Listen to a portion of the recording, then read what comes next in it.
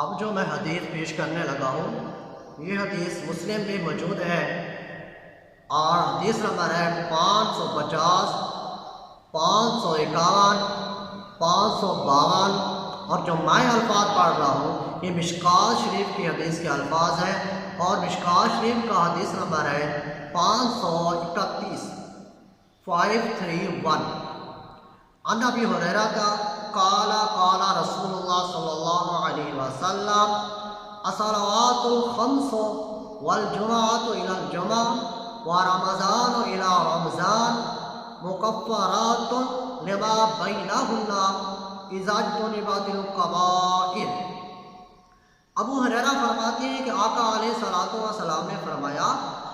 کہ پانچوں نمازیں اور ایک جمعہ سے لے کر دوسرے جمعہ تک، ایک رمضان سے لے کر دوسرے رمضان تک یہ صغیرہ گناہوں کے لیے کفارہ ہے۔ صغیرہ گناہ اس کے درمیان ختم ہو جاتی ہے۔ اذا اجتنبت الکبائر، جبکہ آقا علیہ الصلوۃ والسلام نے اس حدیث میں یہ شرط رکھی کہ جب وہ کبیرہ گناہوں سے بچتا رہے،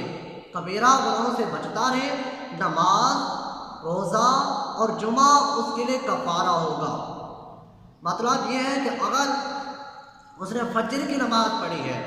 فجر کی نماز پڑھنے کے بعد اس سے کوئی گناہ صادر ہو گیا ہے، اس نے ظہر کی نماز پڑھی ہے، تو جو اس نے فجر اور ظہر کے درمیان گناہ کیا تھا بینہن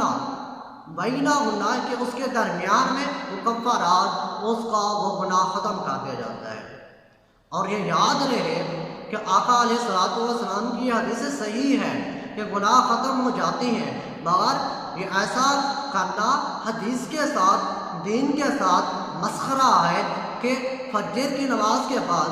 انسان جان بوجھ کر گناہ کر لے کہ ظہر کی نماز پڑھوں گا، آقا علیہ الصلوۃ والسلام نے فرما دیا کہ آپ کے گناہ تو ختم ہو جائیں گے۔ نہیں بھائی، ایسا نہیں کرنا۔ ایسا کرنا دین کے ساتھ، اسلام کے ساتھ، حدیث کے ساتھ مسخرہ بنانا ہے۔ وہ تو یہ ہے کہ اگر بائی چانس آپ سے یہ گناہ صادر ہو گیا ہے، آپ نے جان بوجھ کر گناہ نہیں کرنا کہ ایک نماز کے بعد دوسرا نماز کے درمیان والا گناہ ختم، ایسا نہیں ہے۔ گناہ خود نہیں کرنا، بلکہ جو گناہ صادر ہو جائے اس کے لیے کفارہ ہے کہ وہ نماز، جمعہ اور رمضان اس کے وہ گناہوں کو مٹا دیتے ہیں۔ اب اس احادیث میں ہلکا سا خلجان واقع ہے،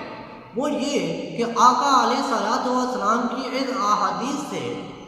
کہ ہر پانچوں نمازیں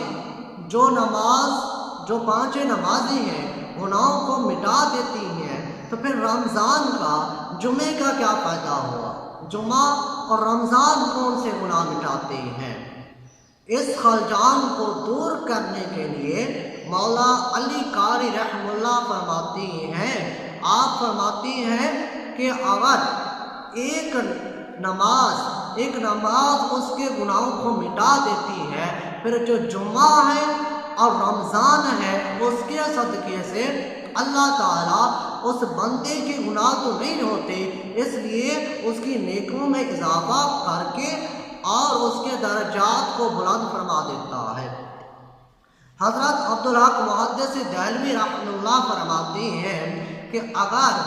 ایک نماز، جو نمازیں 5 ہیں، اس کے گناہوں کا کفارہ بن گئے تو باقی کے لیے بھی یہ کفارہ ہوگا۔ آپ فرماتے ہیں کہ اگر نماز کی سستی کی وجہ سے، نماز کی تقصیر کی وجہ سے، نماز کسی وجہ سے اس کی صحیح نہیں ہوئی اور وہ گناہوں کو نہیں بچوا سکے، آپ فرماتی ہیں کہ وہ پھر جمعہ اس کے گناہوں کا کفارہ ہوگا۔ آپ فرماتی ہیں کہ اگر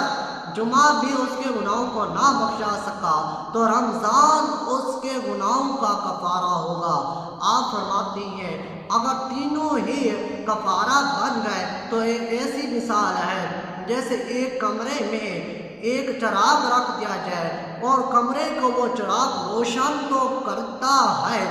مگر اس کی روشنی کم ہوتی ہے، مگر جب 3 چراغ رکھ دیے جائیں تو کمرہ روشن ہو جاتا ہے۔ اس لیے جب یہ تینوں نماز، جمعہ اور رمضان انسان کے گناہوں کا کفارہ بن جاتا ہے تو انسان کا روح، انسان کی روح، انسان کا دل اس چراغ کے کمرے کی طرح روشن ہو جاتا ہے۔